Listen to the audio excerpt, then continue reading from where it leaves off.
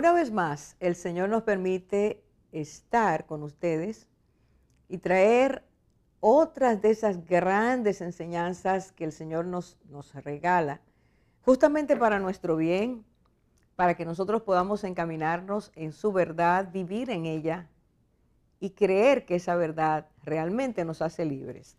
De hecho, en este día, el tema que vamos a tratar es conocer la verdad nos hace libres. Y tomamos esa frase de Juan capítulo 8, cuando Cristo en un diálogo muy especial le dijo a los que creían que estaban libres, que eran libres, a los que creían que estaban viviendo de una forma de acuerdo al deseo de Dios, como Dios nos creó, personas congruentes, personas maduras, personas ajustadas, personas que hacían cosas como consecuencia de ser de esa manera. Cristo los enrostra y les dice claramente, y voy a leer: dijo entonces Jesús a los judíos que habían creído en él: si vosotros permaneciereis en mi palabra, seréis verdaderamente libres y conoceréis la verdad, y la verdad os hará libres. Y ellos inmediatamente reaccionaron a eso que el Señor les dijo y decidieron decirle: jamás hemos sido esclavos de nadie, somos libres, somos descendientes de Abraham. ¿Cómo tú te atreves a decir que seremos libres? Y entonces Cristo vuelve con esa paciencia y amor que solo Él tiene, y les dijo lo siguiente: de cierto os digo que todo aquel que hace pecado, esclavo es del pecado. Cuando ayer ellos oyeron eso, al igual que hoy, cuando lo oímos nosotros hoy, tenemos una reacción ante eso, una reacción contraria. Y es negar que somos esclavos. Es negar que nosotros somos así como Cristo nos describe, que estamos bajo la autoridad del pecado. ¿Qué es lo que ocurre con nosotros? ¿Por qué reaccionamos así? Una verdad central que no podemos olvidar es que Cristo está diciendo: ¿qué origina, qué provoca, qué produce el que nosotros seamos esclavos? Cristo ha dicho: el que hace pecado es esclavo del pecado.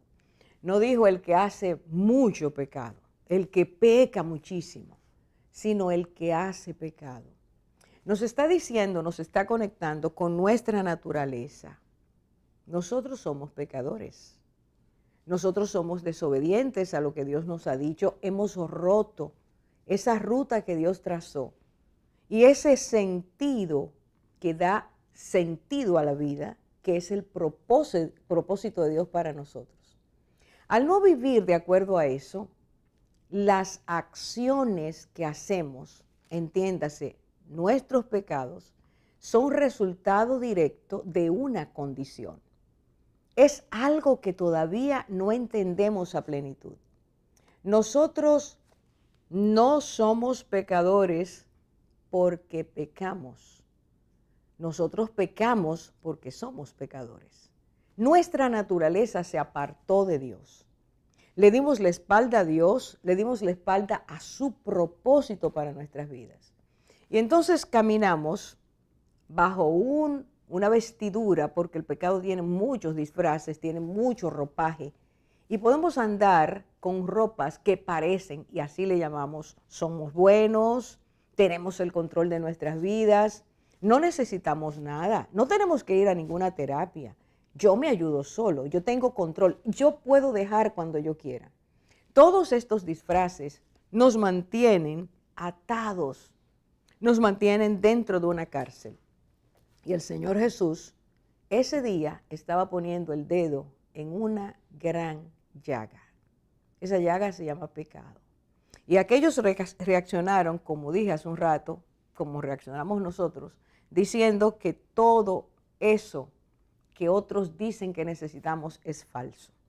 ¿Sabe lo que ha pasado? David lo describía de una forma muy especial y decía que el pecado en nosotros nos engaña, que nuestro corazón está tan lleno de esos hábitos, esas costumbres, esa manera de pensar, esa manera de reaccionar, ese desear seguir siendo como somos, aunque en el fondo algunas veces nos damos cuenta que no queremos ser así. Pero el seguir aparentando que somos de esa forma y que tenemos el control, nos hunde cada vez más. Vivimos una falacia y Cristo estaba diciendo ese día, la percepción que ustedes tienen de su libertad y de su forma de vivir es falsa. Es necesario que sepan y nos da la clave. El Señor Jesús dice, si ustedes permanecieran en mi palabra, está dándonos el paso número 1 para llegar a ser lo que Él sigue diciendo, seréis verdaderamente mis discípulos. Cristo está diciendo, todo esto se puede cambiar si ustedes deciden ser mis discípulos. Y un discípulo, y para ellos era muy claro lo que era un discípulo, era una persona que viendo el modelo de su maestro, viendo cómo vivía, viendo cómo pensaba, viendo sus acciones, decidía, yo quiero vivir como esa persona. Yo quiero hacer mi vida como esa persona la lleva. Era un modelo, habían visto un modelo, deseaban ese modelo y decidían seguir a ese maestro. Así que estas personas sí conocían bien lo que Cristo estaba diciendo. Y Él les dijo, si ustedes permanecieran en mi palabra, si ustedes permanecen en aquello que les enseño, esa palabra los va a llevar a ser discípulos reales. Y por lo tanto, y aquí viene el otro, la gran recompensa, conocerán la verdad y la verdad os hará libres.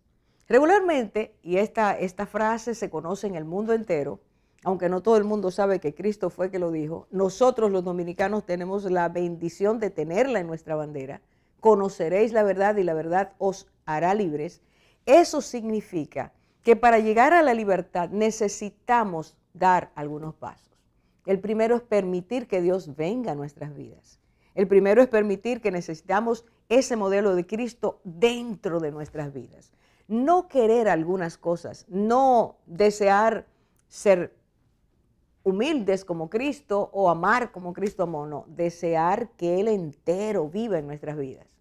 Y que su palabra, la cual Él inserta, graba, escribe en nuestras almas, palabras que se vivifican por el poder del Espíritu Santo, traigan a nuestro corazón la determinación de desear ser discípulos del Señor, de permanecer en su palabra todo el tiempo, de oírla, volverla a escuchar, de obedecerla, volver a obedecerla, mantener una manera de vivir que nos convence de que cada día ganamos más, cada día esa esclavitud va desapareciendo. Esa forma de pensar ya no es la misma. Nos molesta ser como somos. Queremos renunciar a todo eso. Cristo empieza a cambiar nuestra manera de pensar. Y Él habla de eso. Él habla de transformar nuestra manera de pensar, nuestra manera de sentir, nuestra manera de comunicar lo que pensamos, nuestra manera de ser. Cambia comportamientos, deshace hábitos, saca personas de la cárcel. Porque el que permanece siendo su discípulo, no nominal, sino real, Él dice que esa verdad que Él coloca, su palabra, nos hará libres. Vivimos en un mundo donde la libertad real es escasa. Y no estamos hablando de libertad solo de hacer lo que queremos, porque hoy se promueve mucho, son tus derechos, vive como tú quieras, esa es tu vida, nadie se meta contigo, no es eso. Es que no somos libres, porque nuestro pensamiento nos ha atado. Y Cristo dijo, el causante de eso, el dueño de la vida del que es esclavo, se llama pecado. Solo Cristo puede quitar eso. Solo Cristo puede traernos realmente a esa libertad. Por lo tanto, se puede dejar de ser esclavo, se puede volver a ser una persona libre en Dios. Ese es su deseo, pero es necesario tomar la determinación. El primer paso es querer permanecer en el Dios que nos lo promete. El segundo paso es, determinar nuestro corazón a hacerlo. La Biblia es muy clara en esto, Dios es muy claro, lo ha escrito. Podemos tener buenos deseos, buen deseo de hacerlo, pero no siempre alcanzamos aquello que deseamos. Hay algo que lo impide. Hay una gran diferencia entre desear y determinarse a hacerlo. Y esa determinación viene por la fuerza que Dios nos da. Queremos hoy tratar este problema sabiendo que en el mundo, hasta que Cristo, no viene a nuestras vidas, no hay libertad real, genuina. Y tenemos una persona invitada que va a decirnos muchas cosas. Va a hablarnos de esa libertad y nos va a decir cómo ocurrió en su vida. Le pido a ustedes que no se vayan de ahí. Esto que vamos a oír es sumamente importante. Ahora regresamos.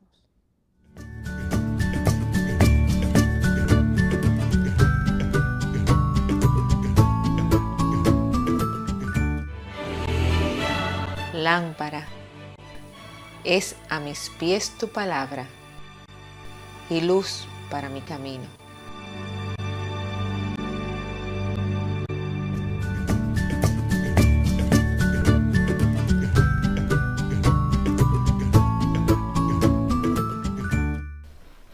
Como les había dicho hace un momentito, tenemos hoy a una amiga y hermana en Cristo, persona a la que personalmente admiro, doña Giralda Busto de Invert.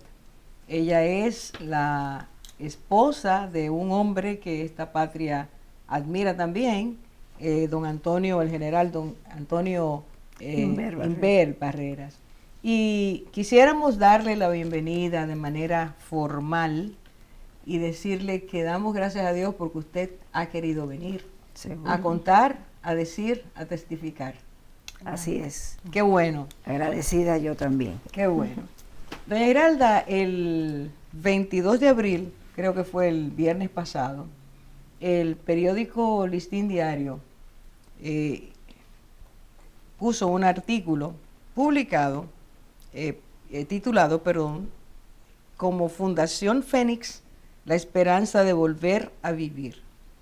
Y en la introducción de ese artículo, primer párrafo, primeras líneas, se lee lo siguiente. En 1994, Giralda Busto Invert descubrió la misión que Dios había elegido para ella y la asumió con valentía. Ahí termina la cita.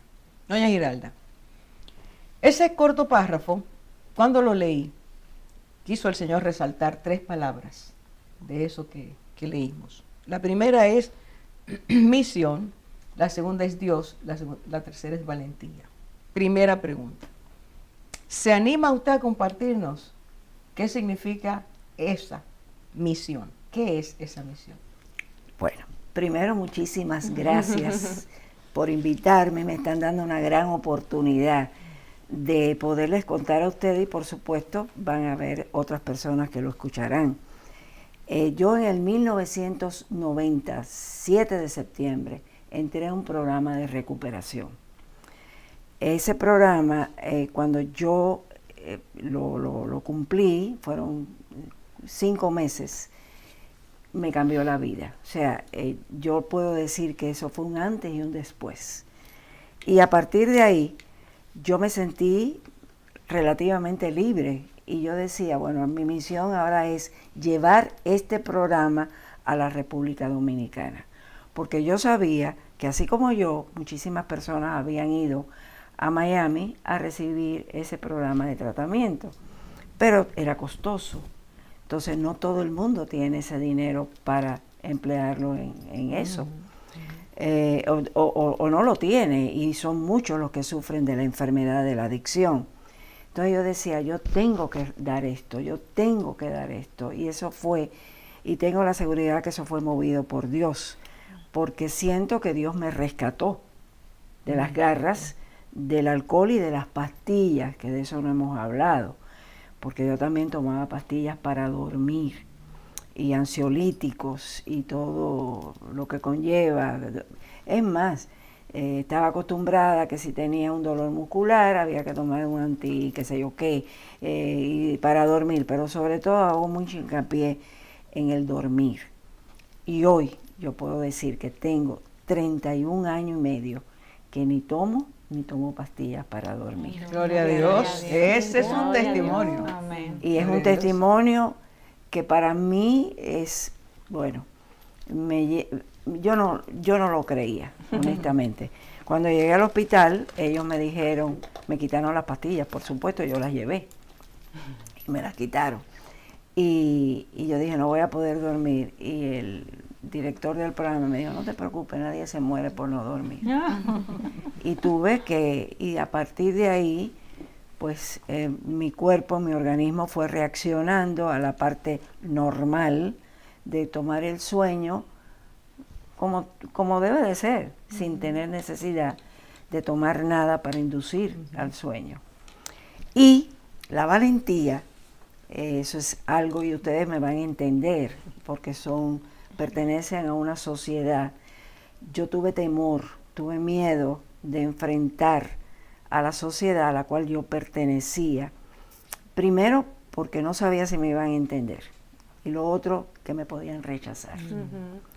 Entonces, ahí me llené de valor, cosa que también siento que Dios me lo dio, porque yo no creo que yo haya sido tan valiente, pero Él sí me la dio. Me dio valor, y el que más valor me dio fue mi esposo. Sí, porque estando en el hospital, yo tuve un encuentro con personas de aquí, y yo llegué desesperada, llorando, porque se lo iban a decir al presidente. Y él simplemente me dijo, pero por eso tú estás llorando. Pues yo se lo voy a decir. Y fue una gran cosa, porque después yo le solicité una vivienda para desarrollar este proyecto del centro de recuperación. Y él le dijo a mi esposo, ya quiere esa casa para juntarse ahí para beber.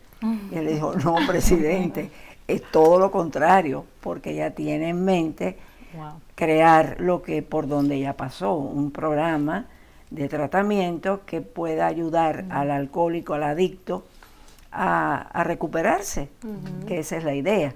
Yo les decía a ustedes, antes de entrar al programa, que yo siento que yo no me hubiera recuperado simplemente por ir a los grupos de autoayuda. Yo necesité este programa, que es internamiento, que es un proceso que puede durar 3, 4, 5 meses, dependiendo el grado de aceptación del paciente. Porque mientras no se rompe la negación, tiene que estar ahí.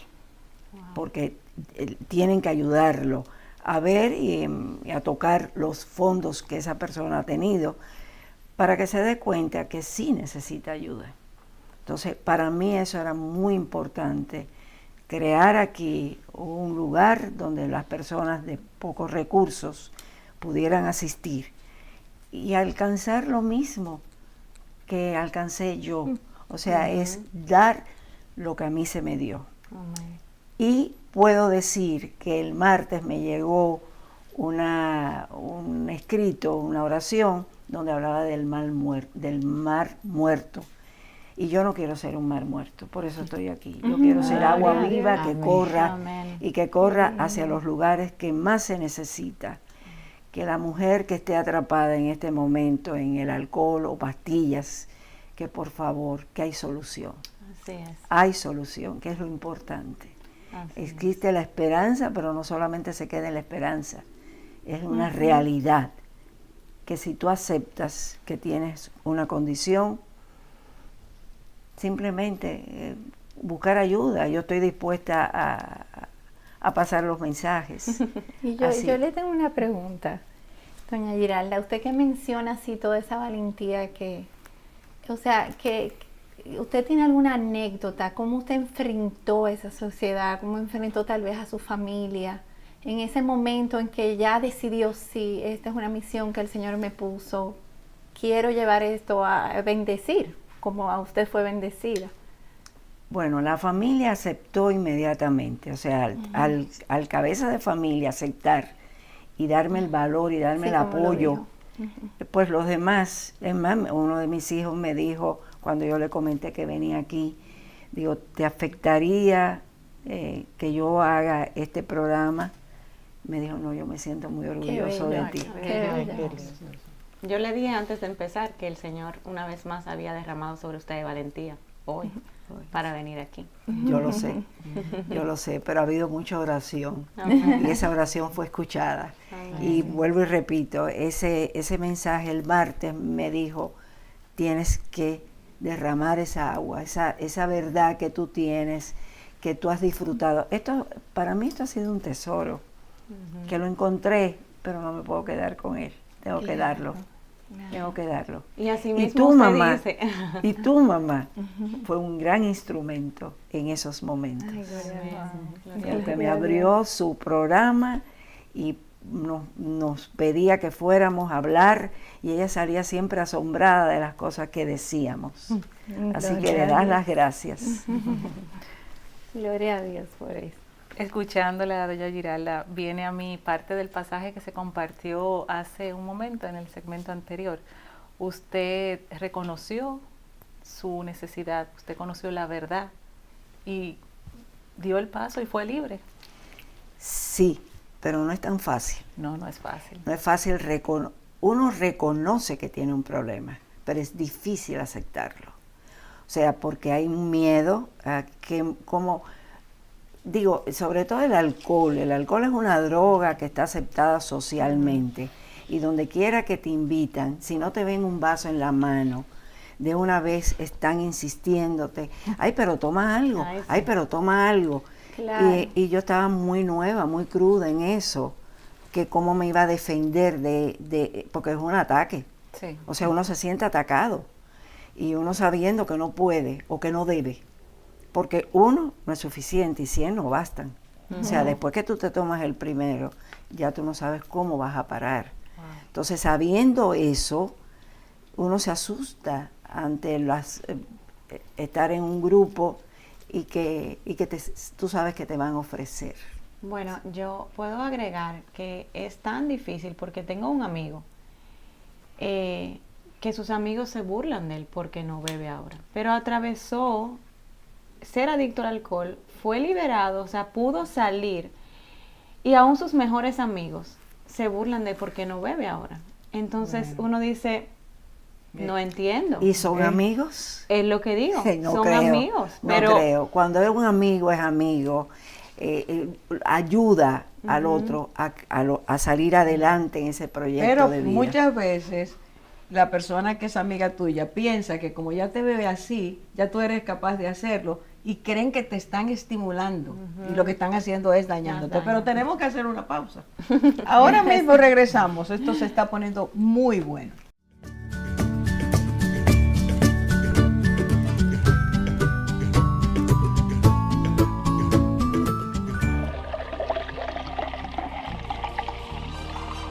No mires cuando resplandece su color en la copa, cuando burbujea, o como el vino rojea.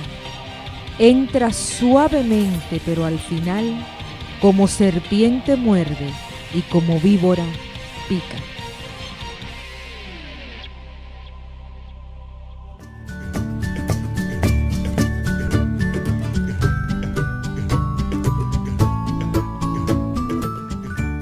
Doña Giralda, entendiendo que estamos conversando sobre un trastorno, ¿qué usted entiende por adicción y cuál es la más común de las mismas?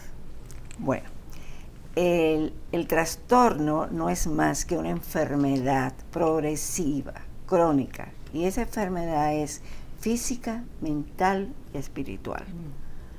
Son basadas La en totalidad del ser sí. humano. Y lo que yo comentaba anteriormente, que la mente enferma el cuerpo y el cuerpo enferma la mente. ¿Por qué? Porque es una enfermedad que es obsesiva, compulsiva. El individuo no puede parar. Quizás un día lo haga, o otro día también, pero normalmente el adicto, la mente le dice, consume, tienes que beber, porque es como una muleta, como una forma de a paliar las emociones. Entonces, digo, eso es lo que uno piensa.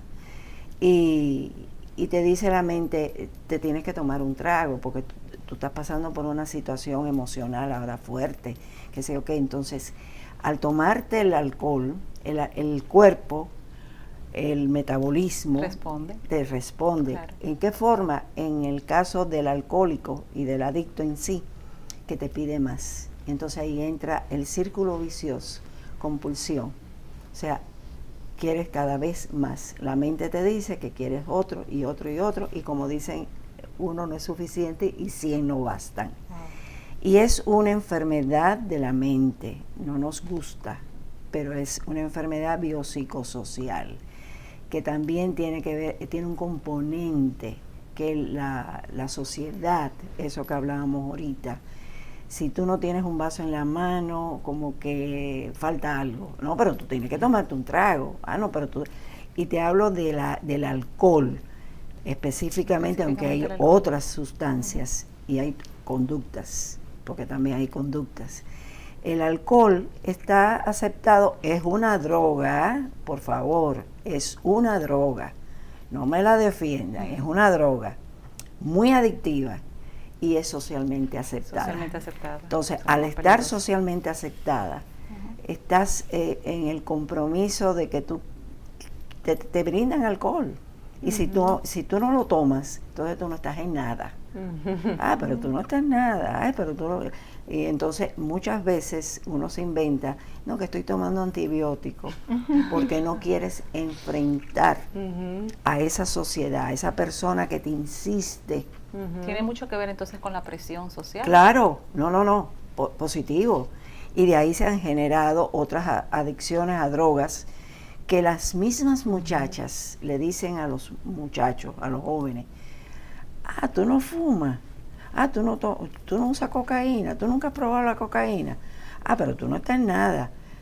Jovencitas de 16, 17 años que ya están incursionando en la marihuana, y ya esto es, que ya no es marihuana, ya no es cocaína, ya es crack, ya es el éxtasis, ya es como un afán de consumir algo que te cambie tu sistema, o sea, es algo, yo lo veo hoy como una locura, y lo es, porque tú tratas de consumir para estar a tono con el grupo, o sea que hay una presión. Y consumir algo que sabes que te hace que daño. te hace daño. Te está matando. Y que a pesar de eso, lo vuelves a consumir. Sí, porque el peligro es el primero. Exacto. Ahí exacto. está Los jóvenes dicen, lo voy a probar para ver, porque es tanto lo que me hablan, exacto, sencillamente para ya decir que ya lo hice. Exacto. Y como que hasta Ya. para que salir de mis amigos, para que me dejen tranquilo. No, y para que te acepten. También. Pero quedan enganchados. Y es la Claro. trampa, esa es la Es la trampa. trampa. Y tal vez dicen, yo no caigo en eso, en adicción, a mí no me va a pasar. Mucha gente, Ujú. millones. La mayoría. Millones. Sí. La mayoría. Y hay drogas altamente adictivas, que puede ser, porque también, déjenme decirle, esto es una condición que puede ser genética. Una predisposición genética. Una predisposición genética. En mi caso, un tío mío, brillante, abogado, murió en la cuneta. O sea que yo vengo con esa predisposición.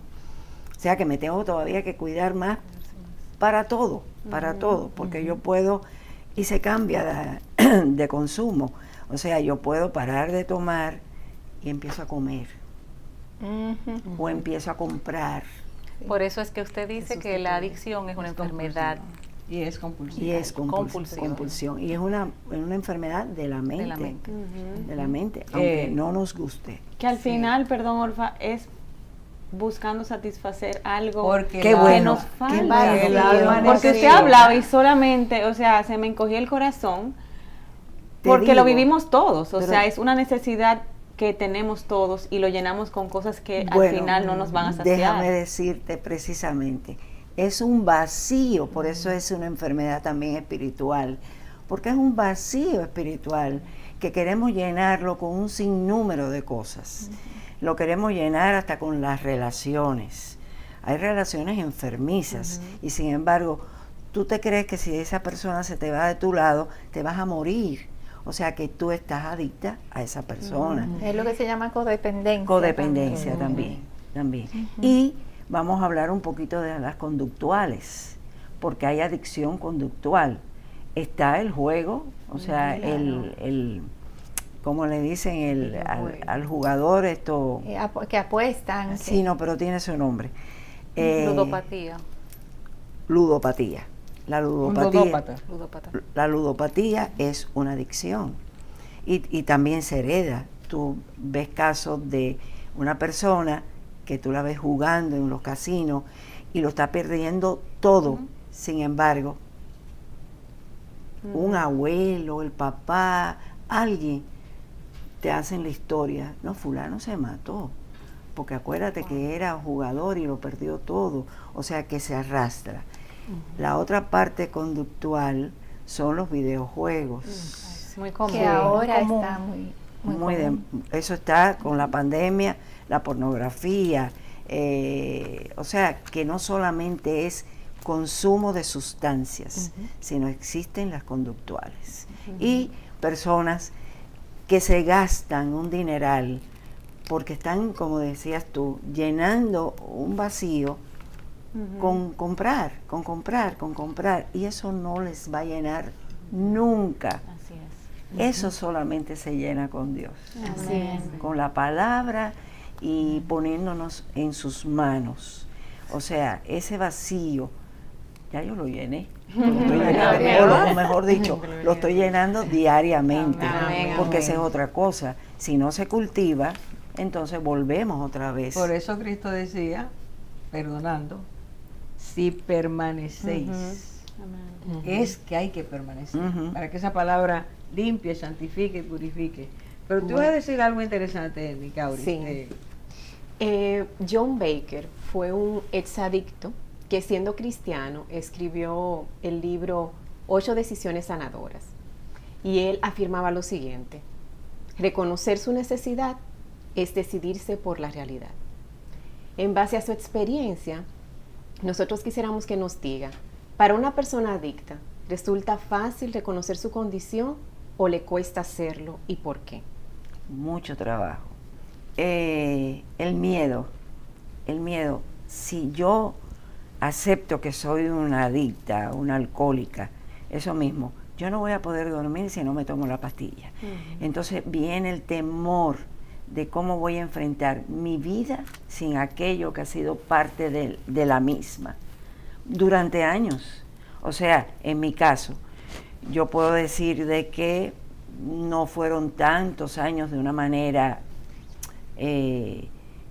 yo tuve una oportunidad de tomar socialmente, pero ya cuando esto se pasa la línea, que es muy finita, a que ya se convierta en el problema, muchas veces tenemos que pasar por muchos fondos para darnos cuenta, y fondos que a veces te llevan a la muerte, porque esta enfermedad tiene 3 caminos, yo le digo que hay 4. Te lleva a la cárcel, te lleva a cementerio y te lleva a hospitales. Pero yo digo que te lleva también a la solución de buscar una recuperación.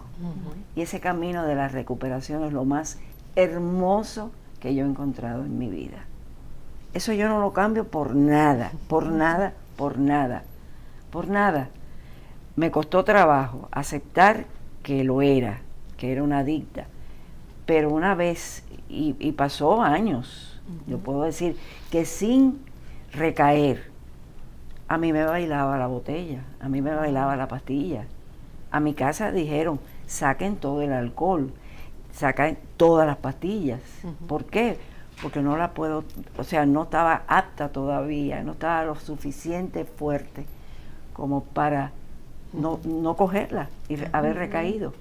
También, Dios me protegió, porque me bailó mucho. Otra pausa tenemos que hacer. Continúe el hilo de esto, y mientras Mire hacia adentro y pídale al Señor si usted es sin saberlo o si sabiéndolo está negándolo. Ahora regresamos.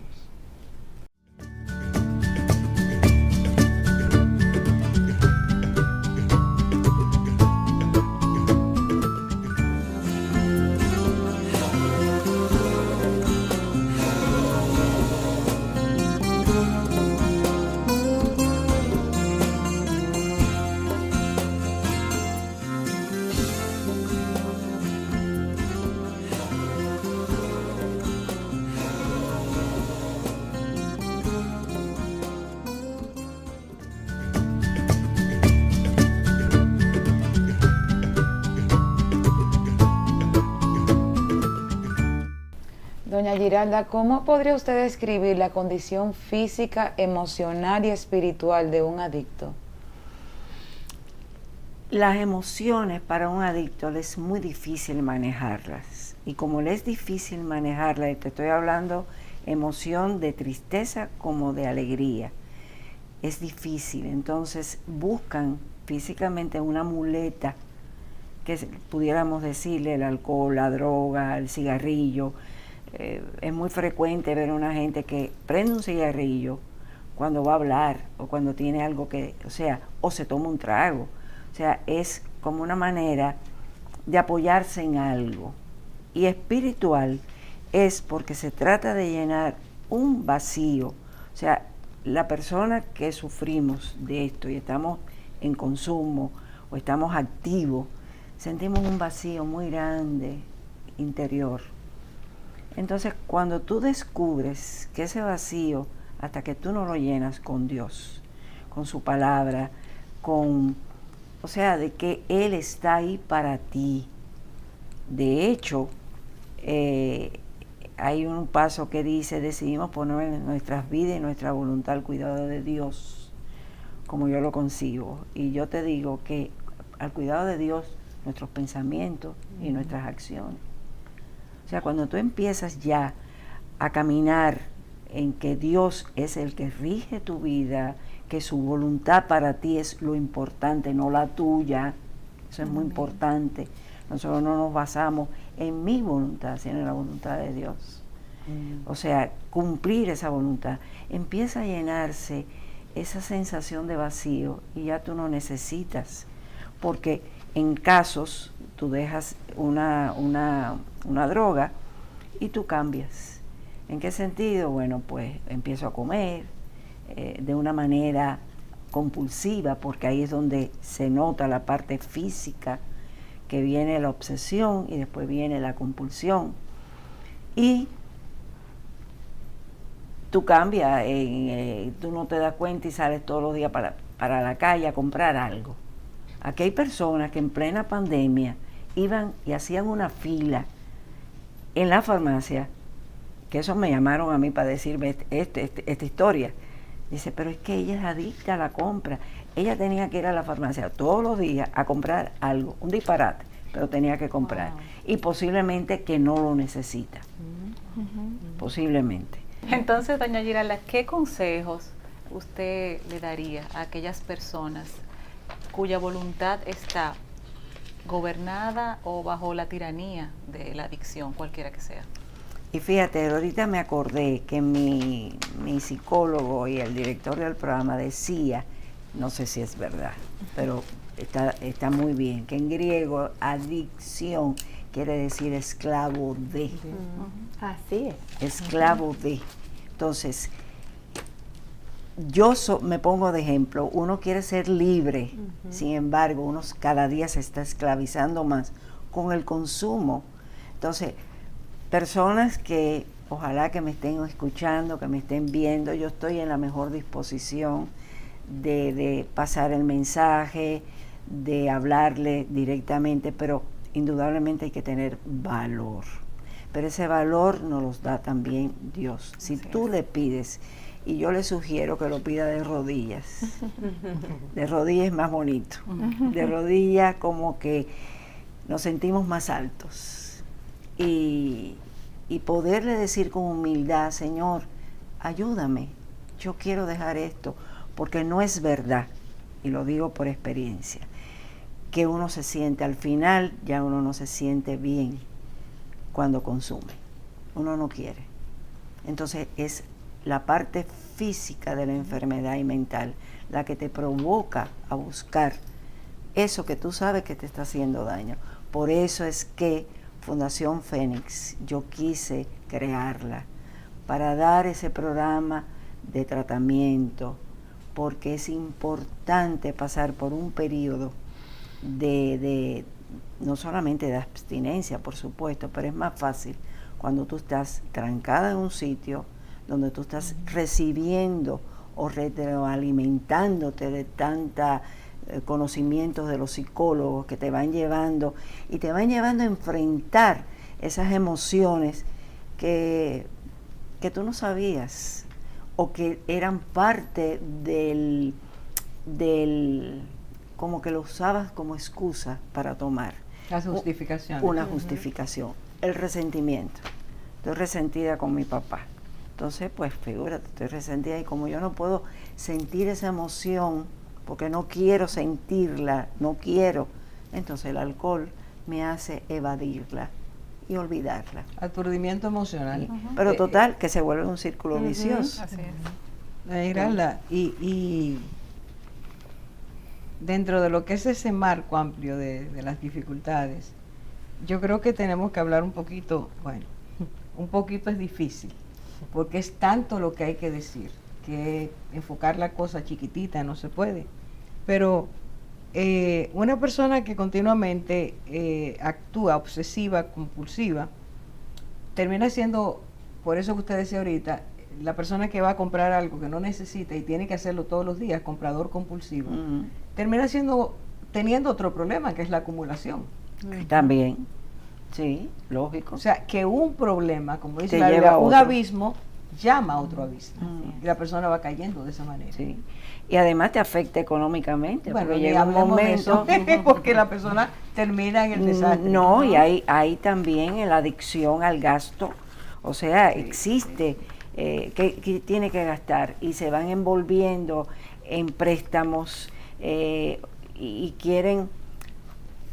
también tenemos que poner un freno a la parte como la sociedad también y la los anuncios te van llevando a que para estar a la moda tenemos que usar esto y aquello, aquello, aquello, el consumismo. Entonces, yo a lo mejor lo que tengo es un sueldo de una secretaria o de algo y sin embargo me están bombardeando donde quiera que voy, entonces yo me enredo en gastos y hay personas que han llegado a pedir a prestamistas dinero prestado porque tienen que comprar un carro, porque tienen que cambiar el carro, entonces porque ya ese carro, entonces esa es otra situación y muy, muy dura, porque no tienen el dinero y entonces esos prestamistas no juegan, o pagas o pagas. Todo eso es presión social. Ese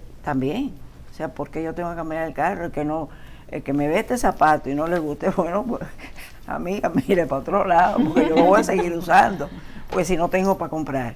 ¿Y cómo afecta a las personas alrededor? Porque todas esas conductas afectan a las familias y a todo el mundo. Y fíjate, yo quiero, antes de terminar, hacer un llamado a la familia. La familia es fundamental para que ayude al adicto. Pero si la familia misma se siente avergonzada de que tiene un hijo o tiene una hermana, el estigma, o sea, uno mismo se lo está poniendo. O sea, ¿cómo queremos pedir que la sociedad acepte esta enfermedad y hasta que den más ayuda? Porque queremos más, necesitamos más ayuda. Si nosotros mismos estigmatizamos al familiar o al amigo, no, tenemos que hablarlo, tenemos que buscar ayuda. Y si el adicto no acepta, existen las intervenciones.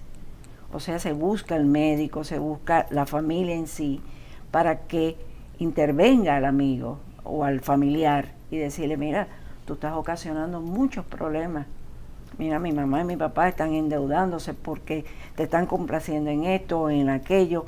O sea, la familia se tiene que involucrar, pero involucrarse de una manera igual que como queremos que el adicto, que acepte que es una condición, que es una enfermedad, que no es porque la persona quiere ser así, que necesita ayuda. Muchas veces cometen faltas y es un grito de pidiendo ayuda. La familia tiene que convertirse en la red de apoyo. De apoyo, para correcto. ese- Y estar alerta esa persona. porque el adicto está a lo mejor en una situación muy crítica y hace cosas para que tú te fijes en él y busques esa ayuda que él necesita. Sin embargo, Normalmente a veces es un rechazo. pero es que no podemos entrar a ese punto ahora, doña Giralda, pero hablo como una persona que tiene experiencia, porque mi hermano cayó a los 12 años en eso, en un tiempo en que eso ni se conocía, y terminó simplemente, murió, como usted dice, el final muerte. Pero muchas veces el agotamiento emocional es tan profundo y el dolor, las heridas que produce, nadie tiene idea de lo que es tener un adicto dentro de la casa. Cuando uno lo ama y tú ves a esa persona que cambió de un día para otro. El punto es el siguiente. La familia debe ser el apoyo, pero muchas veces la familia está sin fuerzas. Ahí tendríamos que hablar en otro programa de eso, porque además se añade que estamos, la crisis de la familia en el día de hoy, cada día la familia tiene menos recursos para ayudar, menos recursos emocionales. Entonces estamos cayendo en dos grandes problemas al mismo tiempo. Y uno ve que el adicto está disfrutando en un momento, pero la familia está sufriendo. Por supuesto, por supuesto. Porque está viendo El viendo el deterioro. deterioro y Claro. viendo al familiar que ama caer. Claro. Tenemos que terminar. Bueno, pues Y aquí me decirle- tienen. Y decir que damos gracias a Dios porque usted hoy quiso compartir una experiencia que produjo en su vida tanto dolor, pero dar el testimonio de que sí Dios puede. Sí, claro y que cambia, como usted me dijo, la buena voluntad en No, la fuerza, no, al contrario, la fuerza de voluntad que no funciona en la buena voluntad. Y buena voluntad quiere decir determinarse. Ah, Y saber que Dios está ahí y que hay personas y que hay que como usted, buscarlo. claro, y que hay personas como usted que pueden ayudar. ¿Cómo y no? comprender, ¿Cómo no? porque entraron en la experiencia de ayudar. a Ya los lo demás. creo. Gracias por hacerlo. Pues, que el Señor la siga bendiciendo. amén. Y siga Ya usted- siendo no un mar seco. No, no el mal sino- muerto. Bueno, eso muerto que muerto, no, que tiene se vida, queda, que no tiene vida. No tiene vida. Yo quiero seguir sino en siendo fuentes de vida. agua que corra Amén, para amén. ayudar a los Gloria al demás. Señor. Amén. Tú tienes o no tienes a alguien cercano, o quizás tú mismo o misma sufres. Dios está diciéndote que si tú permaneces en Él, Él te hará libre. Amén. Dios te bendiga. Amén.